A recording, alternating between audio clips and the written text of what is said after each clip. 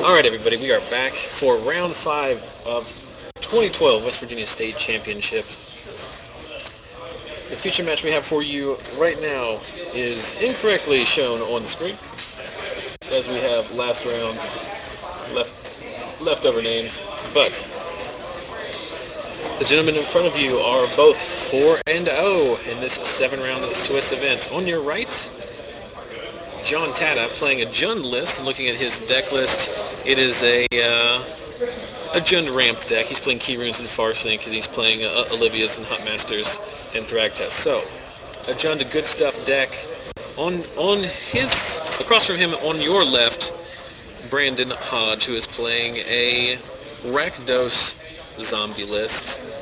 As I've been saying all throughout the broadcast, there are a lot of zombie lists in this room today. So, players are resolving their mulligans. We're good. And it looks like we are ready to go. Now we're ready to go. So,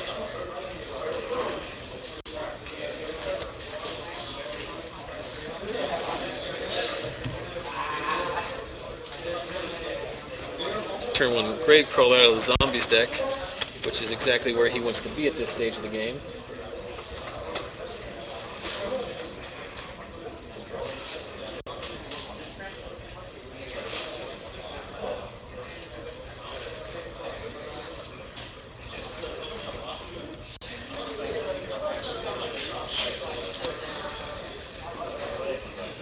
Pillar takes care of the Gravecrawler, and we see Diregraf Ghoul and an Unleashed Rakdos Cackler taking its place. So, the beatdown begins out of the zombie deck. Very interesting matchup. A lot of life gain, a lot of 2-for-1s in the Jund deck. The question is, can the Rakdos deck beat it on speed? So, my name is Zachary Evans. I'm joined now by Brett Rose, who we sent on a brief deck list errand, but we appreciate you coming back. We're just going over the list here. Looks like Brandon is playing a very aggressive black-red zombie deck. Yeah, just all the zombies that were good. He's playing all 12 1-drops, all the usual suspects, Messenger. He's playing 4 Falkenrath Aristocrats. He is playing 4 Bump in the Night. He's playing 4 Searing Spear. He's playing 3 Brimstone Volley. I actually was talking with Brandon earlier in the night, and he said that there have been multiple games he has won by doing over 12 points of burn damage to actually get the win home. So, a lot of reach. Of course, John's Jund list has, like I said earlier, has a lot of life gain in it. So, it's undefeated at this point, correct? Both of these decks are 4-0. Fantastic. Both of these players are 4-0 as well. So the decks and the players are 4-0. This Jund list is actually just goodstuff.deck. Yeah, it's a pretty saucy one. So both of these decks are pretty interesting. This is not the typical zombie list that we've seen so far today. We have seen at least one on camera. And this Jund deck is very popular. I haven't seen a lot of it here today, but I have seen it in multiples. I know it is a deck that's popular on the internet, but it is circulating pretty highly at the top tables, I will say that. So,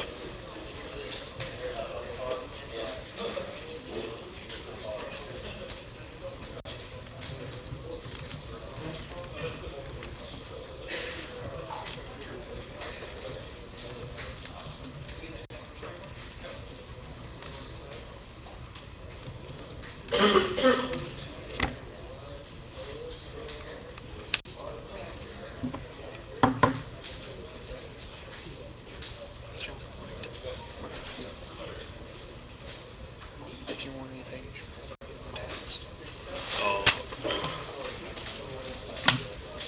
alright, so we are slightly distracted. I'll be honest with you, there was a Taco Bell run being discussed, so just deal with that. That's the way it is. We are currently on round hour number 5 of coverage, so with about that much to go. I'm not sorry about it. Yeah. Back to the action here. We see John taking care of Brandon's creatures with some very timely Pillar of Flames. That is a flipped Huntmaster swinging in. Yep. And Huntmaster flips back, gaining 2 life, making the wolf. John is in a very enviable position at this point. So we do see a fair amount of burn in Brandon's hand. What red board wipes are there? I know that he's not He's specifically not playing any of these, but basically it's Mizzium Mortars at this point. Actually, he is. Who? John? The John list? Yeah, I wouldn't say. Yeah, the John list has Mizzium Mortars, but the I thought I had seen one in there. it'd be very surprising, I think, for that. So, Searing Spear on the Olivia. I'm sure he did not want to have to use the burn spell in that fashion, but Could she have regenerated if she had the ability? Searing Spear? Yeah. Oh, you're making a joke. It's late in the day for a joke like that.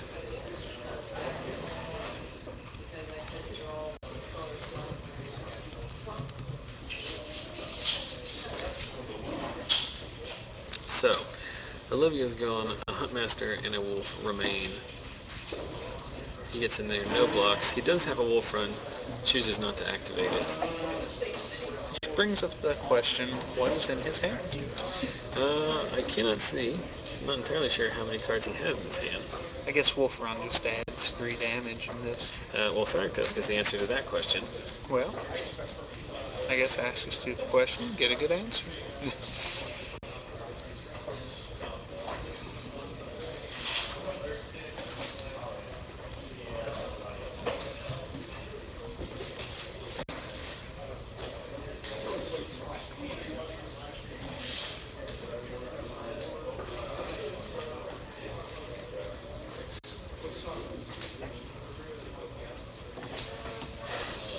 So,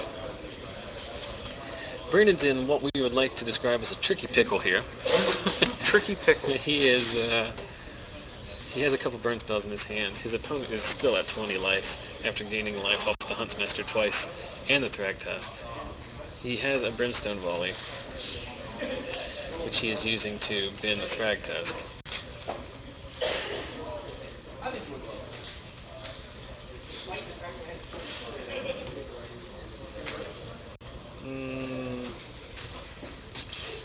Yeah, this is not the way that he drew it up. Well, So at this point, he should just be able to win here, right, with a Wolf Run activation? yeah. Yep. So, not the fastest to start out of the zombie stack. Really cannot afford to stumble against a deck that main boards 7 creatures that gain life naturally. So, let's take a quick look at the sideboards. First, starting with John Tatta, who won Game 1. But first, let's start with Brandon there. What's Brandon got on his board? Looks like we've got 3 Underworld Connections, 2 Tragic Slips, 3 Dreadbore, 3 Ultimate Price, 2 Sever the Bloodline, 1 Pillar of Flame, and 1 Auger Spree. Okay, and Auger Spree is the +4/-4 instant, correct? For 3, yes. Is it for 3 or for 2? It's for 3. For 3? It's red, black, colorless. Okay. Last week's draft coverage, that was a very popular card. One of the better removal spells. So, obviously the Underworld Connections are not going to come in. Tragic Slips would likely come in here. Well, I mean, I don't know how many of the removal package. He has a pretty diversified choice there between Tragic Slips, Dreadbore, and Ultimate Price. I imagine the Slips would come in. I imagine the Dreadbore would come in as well. Does the Jun list play Planeswalkers? I'm assuming it plays Garruk, correct? It's playing 1 Garruk. 1 Garruk, one flip Garruk, and 1 big Garruk. Yeah. With it doesn't look like, oh yeah, and a Vraska out on the board, but we'll talk about that short. So, looks like he'll probably bring in some of these destroy target creature spells. That's probably it. He didn't actually see any of the Planeswalkers, so he may not put in Dreadbore. Yeah, he may just go with Slip, but he's going to bring in he's going to bring in one of those type of spells for sure, to kill big dumb green creatures probably. Those are basically your anti-Thragtusk cards. So that's looked like Brandon will take out. He'll probably take out, I'm assuming, a card like Bump in the Night, which is his worst burn spell. Yeah. For that targeted removal. Now let's look at John's list. John's list is pretty well set up main board for this matchup with the 4 Pillars main as well as the Mizzium Mortars and and Sever the Bloodline. He has 2 Severs and 4 Pillars main.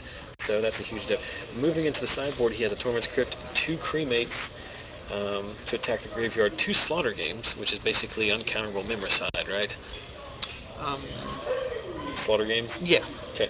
He's also running one of Mutilate, Naturalize, Underworld Connections, Flames of the Firebrand, Crippling Blight, Duress, Vraska the Unseen, Appetite for Brains, Golgari Charm, and Dead Weight. So Golgari Charm is the one that nukes the graveyard, right? Golgari Charm, yeah. Or to destroy target artifact. That's Rakdos. Okay, so we're just proving that we have no idea what cards do. Golgari destroys enchantment. Yeah, I don't think it's not any good here, I don't think. No. So he's going to be bringing in possibly Flames of the Firebrand, most likely Torment's Crypt and Cremate. That's probably it.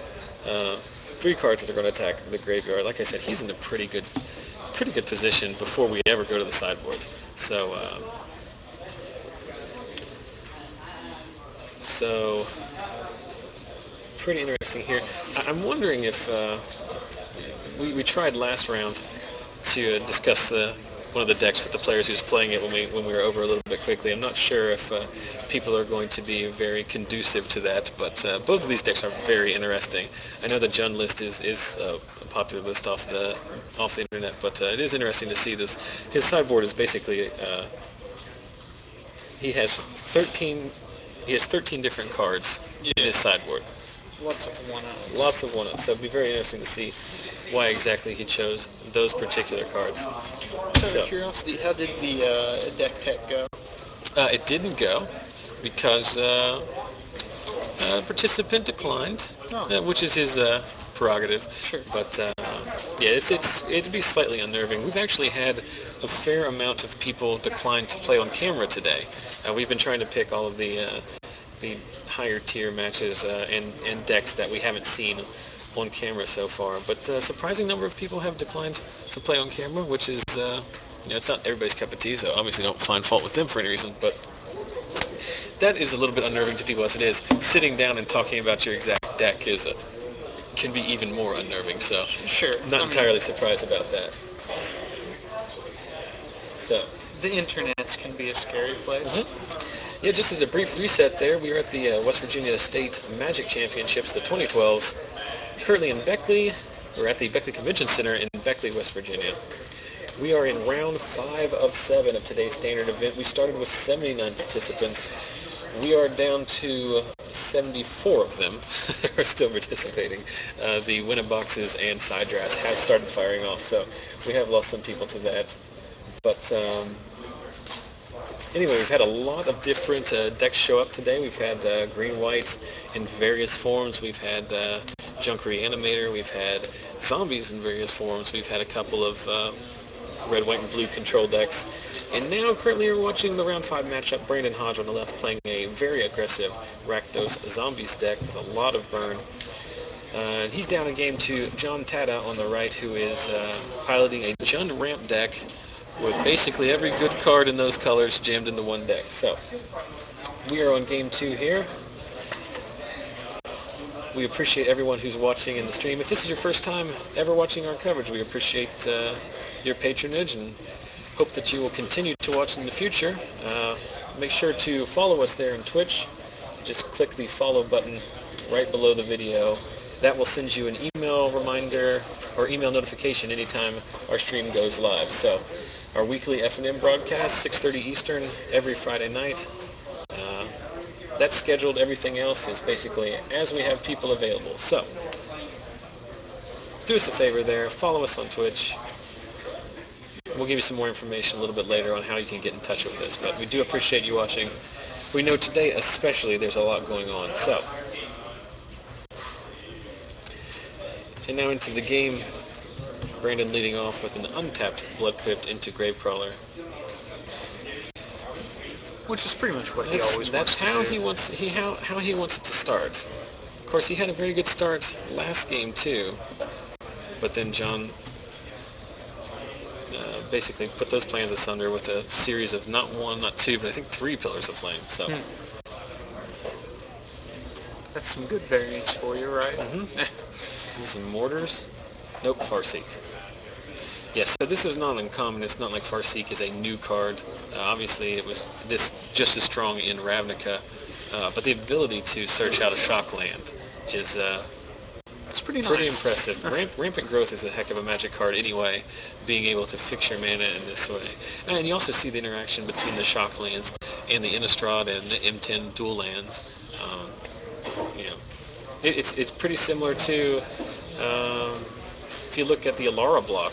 When everybody was playing 3 and 4 color decks, you can basically build a mana base that will do whatever you want it to at this point. So, not unusual that we're seeing a lot of good stuff decks. There's not a lot of linear decks in Standard right now. There's basically just a lot of good cards, and you just find the best way to take advantage of all of them. So, you know what I am really glad about? yes. I haven't seen a Delver all day. There's no Delvers. There's no Delver. We did see a Delver last night on our FNM coverage. A blue-red Delver deck chopped the finals. As we see Brandon land a bump in the night, which, like I said, I thought he might have taken those out, but not entirely sure. I'm sure win or lose Brandon will talk to us about his Rakdos deck. Most likely. I know Brandon personally, so I might be able to pull some weight there. So Sever takes out the Gravecrawler. Very good in game 2, but Sever's showing up in 2 copies main. So Brandon pays for that Blood Crypt, which usually means Falkenrath Aristocrat. Indeed, it does. So getting in for 6 means having his life total. Dropping John to 5. One Morbid Brimstone Volley away. Can you see what he's flipping in his hands there? He has another bump in the night, I know that. And another Aristocrat. That's the old information duress. This is not going to do anything, but maybe I can see something you sideboarded that will help me with game 3. So, 2 games, 2 very different lines. Game 1, Brandon's aggressive start was not there, was stymied by John's removal, and John just went to town with a bunch of high-end value creatures. In Game 2, it was quite the opposite, as John's deck didn't muster much in terms of removal, and quickly died to a very aggressive draw from Brandon. Yeah, like that in that matchup, John only had the chance to cast 2 spells. Mm-hmm. I mean, this, like I said, if win or lose, I'd like to talk to Brandon here about this Rakdos list. It's very similar. Actually, it's not very similar to anything I've seen so far. There's a lot of burn in this deck. But Joe Bernal at the Starter City Games Open in Cincinnati last week took a Rakdos Zombies list to the top 4. Playing Rakdos, of course. Yeah, he's not trying to... the Rakdos deck was red-black, you're correct. These decks don't fool around. I mean, there's some of the Golgari list, the Jund list, they do splash. They do have a little bit of late game. This deck of Brandon's does not fool around. He's playing a Lava Spike with flashback. He is pounding in as much burn as he can. Yeah.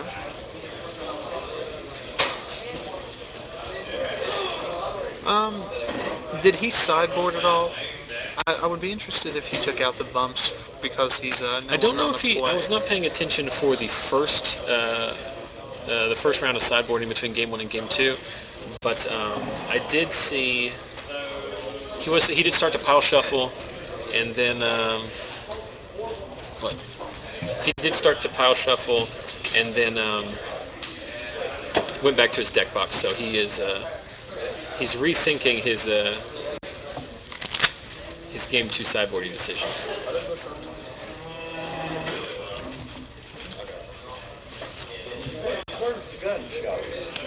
So next room down. Just go back out there and over to the left, all the way to the end.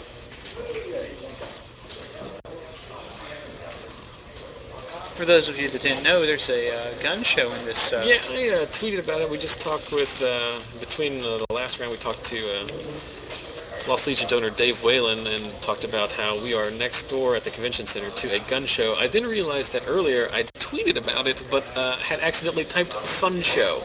So I'd be a little bit more excited if there was a fun show next door. Unfortunately, there is not. It is a gun show. It's actually a very interesting story. We did talk about it in Dave's interview, but local news did come to do a story on the gun show. Saw the Magic tournament, interviewed those people, never made it to the gun show. So very interesting turn of events there. So Magic stealing all the spotlight. it is stealing most of the spotlight. Like we talked about earlier, when I say gun show, you know what I'm talking about. When I say Magic the Gathering card tournament, your average person is probably curious. So back to the game here, we see John start off with a couple of Pain Lands, and Brandon start off again with yet another turn 1 Gravecrawler, which he's had every game so far.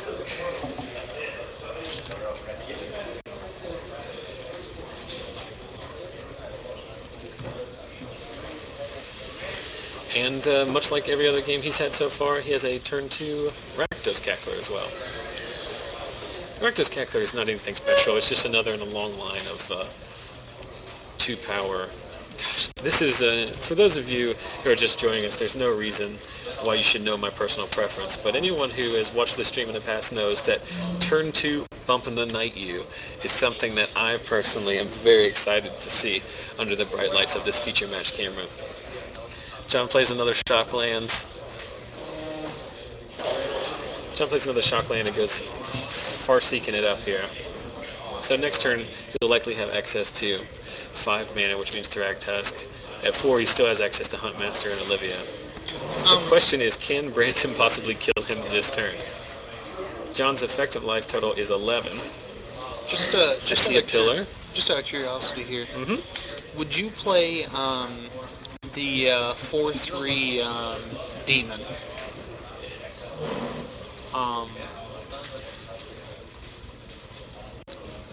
Trying to remember his name. 1 cost, 4/3, sack him to do 4 damage to yourself. Dexing Devil? Dexing Devil. I don't think it's that good, actually. There's a lot of removal. Or Devil, he's not a demon, I'm sorry. Yeah. So, down to 8 here. I see a Thragtusk in his hand. And a 5th land. At least I think I see a Thragtusk in his hand, which probably should be the spot here, because John is very dangerously close. Yeah. So John is very close to being burned out of this game. Zach, someone just asked in chat there, what do you mean by a pain land? Well, a pain land is normally a short-term or a shortcut for the Ice Age and Apocalypse dual lands. So if I'm saying that, I'm incorrectly using that term. These are shock lands. They are reprints of the Ravnica dual lands, which require a payment of 2 life to bring them into play untapped. So if you're unfamiliar with those cards, that's what we mean by shock lands. If I was saying pain lands, that's just another short form. So, someone is pointing out that they were not curious about what I meant by the jargon. They were curious about why I was using the wrong land. That's because I made a mistake. So, simple answer to that question. And we're just waiting on Brandon here to decide what he wants to do. So gets in for 6, dropping John to 7, and then passes the turn. So that Aristocrat gives him a little bit of reach there as far as evasion. It's a 2-turn clock at this point, assuming there's no burn in his hand, which it looks like there is.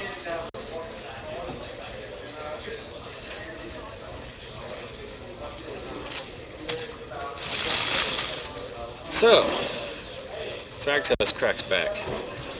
This is probably the most important turn of this game. Well, very good response by John. Gaining 12, getting him up back above burnout range, but I did see Brandon draw yet another Falkenrath Aristocrat, so he's threatening 8 in the air here. And against this deck, more than any other deck we've seen on camera tonight, your life total around 5 or 6 life is not safe. So, the question I think Brandon is thinking about is, does he just die if he attacks here? Because obviously the Gravecrawler can't block. But John is representing currently 10 points of damage and 3 points of pump from the... 3 points of pump from Wolf Run. So a Pillar of Flame, a land and a Pillar of Flame would win the game for him. So I think probably he will likely attack with one Aristocrat. keep one back to... Keep one back, sack the zombie to it to keep it around.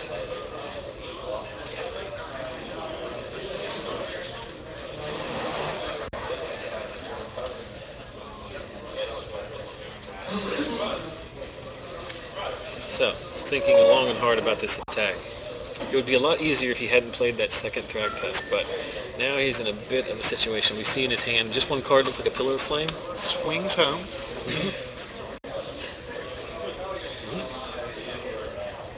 Dropping him to 4.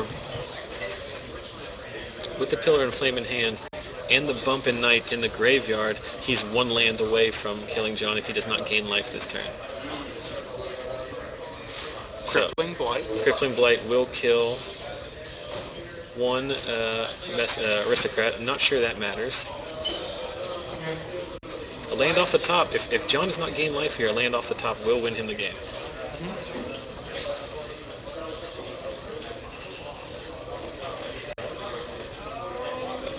See a Dreadbore in his hand too. What are we tapping here? 3? Borderland Ranger. We'll let him play his land for turn, which he did not draw, right? Mm-hmm. Or which he did not play already, I should say. So he just Dreadbores and hopefully stabilizes. So.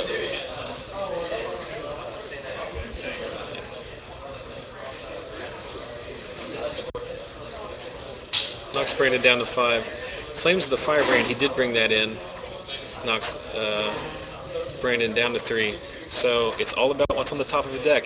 He's drawing very live. He's drawing to about 10 to 11 burn spells and a 6th land. So what card does he have in hand? A Pillar of Flame. Oh, so he just needs a land or a burn spell. It's a bump. That will do it. And there it is. So. All right. Very, very exciting game. Very quick, but he was drawing, let's do the math quickly, 2 bumps, 2 pillars, 4 Searing Spears, and 3 Brimstone Volleys. He was drawing to 11 plus his lands, 23 outs there. It's pretty good odds. Pretty good odds. I'm going to send somebody to Chick-fil-A. Have you guys eaten or need anything? Oh, no, I'm fine. Thank you, though. So, congratulations to Brandon Hodge. And two very excellent matches. We've been pretty fortunate tonight. All of our rounds have been pretty good games of Magic. There's been very little dirtling. We've had some quick ones, but those have not necessarily been low-quality matches. We just have some very aggressive decks in this format. So, I personally continue to be amazed at how quickly that control matchup was resolved. Someone's pointing out, am I completely wrong here? Is flashback for Bump not 5? Is it 6? Is it 5 in a red? I thought it was 4 in a red. Let's bring it up. The chat will beat me to it, but I am going to bring it up. I may have been wrong the entire time. Oh, I just jammed my computer up again.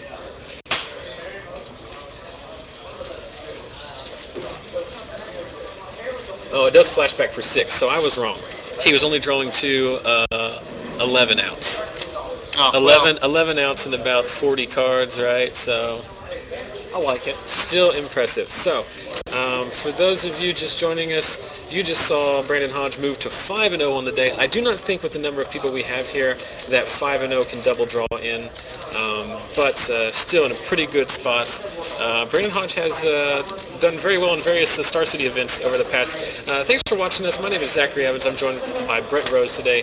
We are your coverage team for the 2012 West Virginia Magic State Championships. We are currently. You're not Dave Whalen, are you? Oh yeah, change if I forgot to save. Change if I forgot to save. It happens. What I want to do real quick, I'm going to go talk to the guys. Brett, you can talk to him or we can mute it either way. But I want to go see if we can get a hold of Brandon to see if he'll come over here and talk about his deck. So I'm actually going to go and scout for some other people here. Okay. Well, we're going to take a quick break. We're going to see if we can get Brandon over here and talk about the Rakdos deck he just played. So stick around. We should be back very shortly.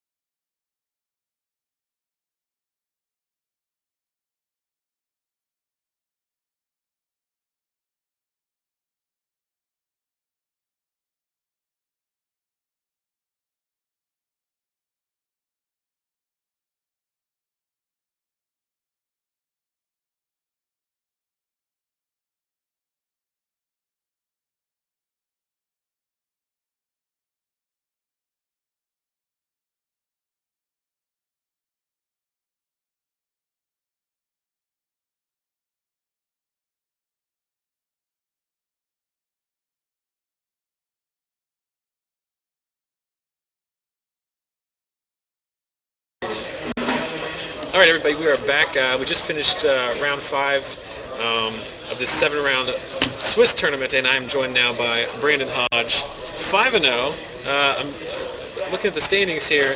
Not a lot of 5-0s in the room. I think there might be 2 of you now. Really, with the way the new format just changed, every deck, it's almost like you're playing Legacy and you're new to it because you're really not sure what you're going to be expecting. Yeah, we talked about this earlier. There aren't a lot of linear decks anymore. No. You're not playing this deck. You're playing these colors, and you're just playing all the good cards in those colors. I mean, you look at a month ago, you see blue-white, you're expecting Delver, or mid-range. Or just that, you're playing Delver. You're not playing blue-white. Exactly. Because that doesn't say anything. Now you're playing Jund, like your opponent Jund is playing Jund. Exactly. And what is that? It's just every good card in Jund. Exactly. So, very close games. Came down to your last draw step there. One interesting play note on the last, for those of you who weren't joining us during the match, or you can go back and watch after the fact, but basically you're dead on board. Exactly. You're playing off the top. Now, when he cast Crippling Blight on one of your Falkenrath Aristocrats, absolutely. Did you think about sacking your other Falkenrath to it? No, because I realized in the situation I had seen too many Thragtusk, I had seen too many things that would be able to just absolutely guarantee that I'm not going to win that match. So I decided to go and take the route of leaving one Falkenrath Aristocrat in play. That way I could still apply some damage, because at that point I'm forcing him to play to kill the other. Okay, so it's very interesting. For a minute I thought you were drawing to a 6 land is an out, but then I forgot that Bump of the Night is 6 to flashback, so I was lying and embarrassing myself on the stream. Yeah, I actually had 6 in play then. The 2 outs I had there were Bump in the Night or another land. Another land lets me flashback. Oh, you had 6 in play yes. already? Okay, so you were drawing line. Actually, you have several... Yeah, another land would work, or any other burn spell. Absolutely. And you actually have a lot of burn spells, which is why we wanted to talk to you about this. We've seen the zombies list, both last night on our F&M stream, and earlier today we saw a Jund list. There's a lot of zombies in this room, not quite this zombie list. We don't have the exact list available. We'll try to get that up maybe on the YouTube channel when we post the archives. But let's talk about your list. First we start off all 12 2-power 1-drops. Absolutely. Yeah. Thoughts on that, or it pretty much explains itself? It really explains itself. I mean, get pressure as soon as you can and keep it on them. Yeah. A lot of the decks, especially the green decks, sacrifice the Rakdos Cackler for the Lotless Troll, for the higher ends. Right. So they go different routes. But you are just going all in all the time. One interesting thing that people didn't see, there's a lot of people in the chat talking about Blood Artists. They thought Blood Artists would be a better inclusion. What they didn't realize is you have 4 Blood Artists in this deck. I have a grip of Blood Artists. I just didn't see them. Just because we didn't see them in the game doesn't mean they weren't in there. I actually didn't notice in the beginning. Then we talk about 4 Geralf's Messenger. Clearly an auto-include in this zombies matchup. Then you're running all 4 Falkenrath Aristocrats. Yes. Thoughts on that? That's a card. One of the biggest issues you'll have when you're playing this deck is if they're actually able to answer your creatures.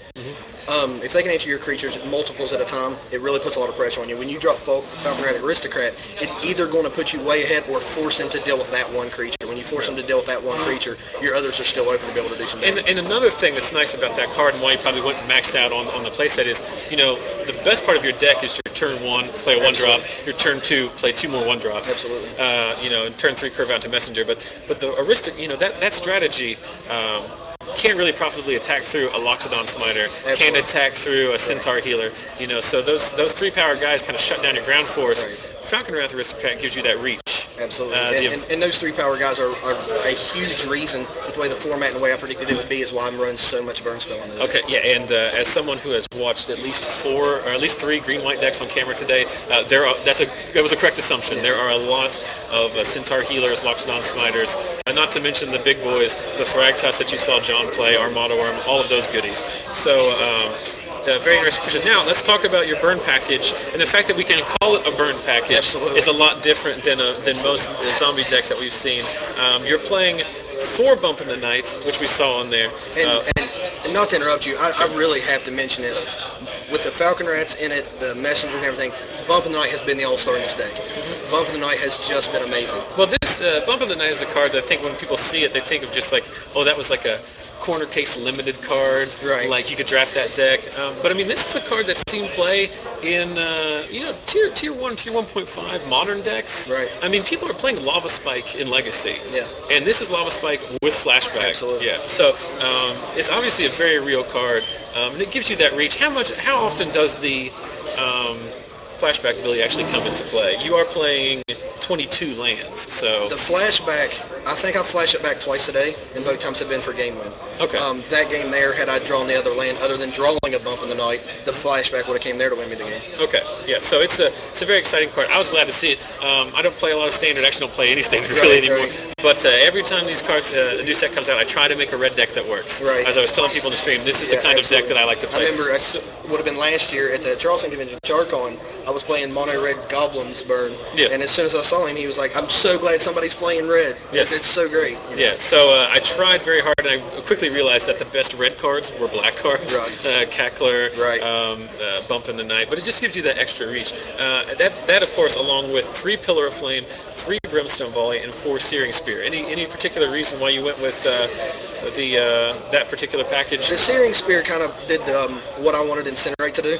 Yeah. But obviously they can regenerate. You're playing Searing Spear because you want Lightning Bolt and it's not legal. And it's not legal. Yeah, they won't give it to me. The Pillar of Flame is a great magic card. Pillar of Flame that's the reason you lost game 2. You just got murdered by, or game 1 I should say. But Pillar of Flame wrecks most of the creatures that you can kill. The fact that the exiles is huge. Obviously, it's not the best burn spell, it's just a shock. Right.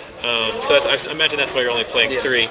But Searing Spear, like you said, all these creatures, it kills a Thragtusk. Pillar of Flame doesn't kill a Thragtusk. Bump in the Night doesn't kill a Thragtusk either, but you take what you can get. And then 3 Brimstone Volleys, which is a card that I've been a big proponent of in these zombies lists that are playing red. Thoughts on Brimstone Volley? The Brimstone Volley was really a surprise for me in this tournament so far. I haven't seen a lot of times where I've gotten to cast it for 5. As a matter of fact, I haven't had to do it yet. It really hasn't happened. And so that usually means your dudes aren't dying, right? Exactly. So that's a good situation. Exactly. Usually, if I'm in a situation to where I can cast it for 5, I'd rather be casting Falkenrath Aristocrat that turn. Yeah. But it does give you that reach. It does. I see you're playing 3. They're not as good in multiples simply because you're playing 22 lands. Like you say, it's a horrible Searing Spear. Right. If you don't get the morbid triggers. So. I mean, I played 3 Brimstone Volley because they wouldn't let me play 7 Searing Spear. Yeah. I imagine you're playing all of these because they won't let you play 20 Lightning Bolts either. So. Exactly. So very. Did you need me? Okay. These guys: Braden Hodge, John Tatta. Yeah. So, and then just your land package real quick. 10 swamps, 4 of all the dual lands. Talk about the Guildgate.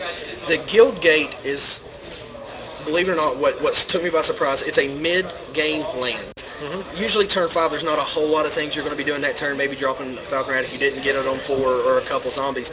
But early, turns 1, turn 2, it actually is starting to adhere. It really starts to hurt your package. Sure. Because turn 1 and turn 2 is vital with this deck. Oh yeah, you don't want any of your lands to come into play untapped, and that's or untapped or tapped rather, I should say. And that's one thing that's very interesting about this list, and it's interesting about the other zombie aggro lists that you see in the bigger tournaments. They're all playing the gates. Right. Because, and again, I'm just speculating here because I haven't played this deck. You just need the mana fixing. Yeah, absolutely. So it's very interesting. Didn't hurt you any in that game. Everything came into play tap. You are just playing 4 of them, but I think that just speaks to how important you need. What it does is it helps to fix the problems of the deck, which is mid-game or late game. The deck starts to be an issue, and those gates are really, that's when they perform at their best. Sure. All right, and just quickly, I think they might. Looks like the round might be over a little bit quicker, so we will try to burn through the sideboard real quick here. But first, 3 Underworld Connections. Control. Yep. Seems perfectly reasonable. It seems kind of obvious at that point too. Now we did talk about this when we were. It's a question we could ask you. What did you sideboard in the game against the Jund deck? I brought in Dreadbore. Okay. We thought that might be the one. I brought in Dreadbore for obviously if you hit Thragtusk with Dreadbore, they're still going to get their creature. Yeah. But stopping that 5 is a big deal. Yeah. We saw the power of John's deck with the ramp and just one creature with the Wolf Run. Wolf Run's still a magic card, people. It's still you can't search it up with Inkmoth, but it does. That's the reason he was able to race you in that last game. If he had drawn, there were situations where I could see you were thinking about it. If you'd attacked with all your aristocrats, technically you left yourself open to being killed because if he drew a land and had a Pillar of Flame, he had just enough. The reason I didn't do that was I didn't put him on having the Pillar of Flame because he didn't kill the Gravecrawler earlier. Yeah. He had untapped land and my Gravecrawler's live, so I can't. So it was a good read on that, but it's just the power of those kind of decks. So, but we were curious if you have 2 Tragic Slip, 3 Dreadbore, and 3 Ultimate Price, one Pillar of Flame, 1 Auger Spree, the new card from Return of Ravnica, and then 2 Sever the Bloodline. So you have basically 3 anti-control cards and then just 12 removal spells. If at any time, and one of the things about the sideboard is if at any time you feel you're going to be playing tokens, Sever the Bloodline's got to come in. Sever the Bloodline is massive. I mean, John was playing it 2 copies main, so it just wrecks the zombies. Right. It wrecks tokens. It kills something. There's not too many cards in Magic right now that kill something. You don't have Go for the Throat. Right. You don't have Doomblade. You have Ultimate Price, which looks good, but doesn't kill a lot of the format. Doesn't kill Aristocrat.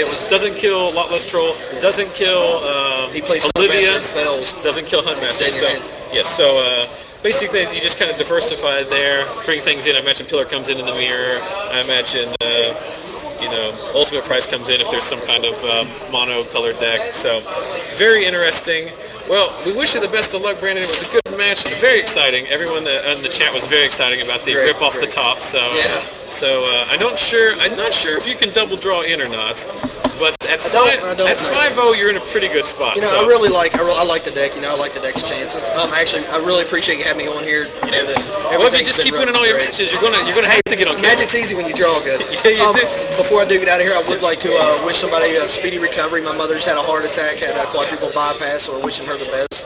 I ask for everybody to do the same. And I really appreciate everything you guys have done for me. No, this has been very exciting. Definitely want to. Like I was telling people, I said, I've known you from playing local shops before, so I thought I could swindle you in over here. So I think it's a good way of killing some time here. Very interesting deck. We wish you the best of luck in the future. Win one more round, then you can rest easy. Try to do my best. Yep. So best of luck to you. For everyone on the stream, we are going to take a quick break. We'll be back in about 10 minutes with round 6. So thanks for watching, and stick around. We'll be right back.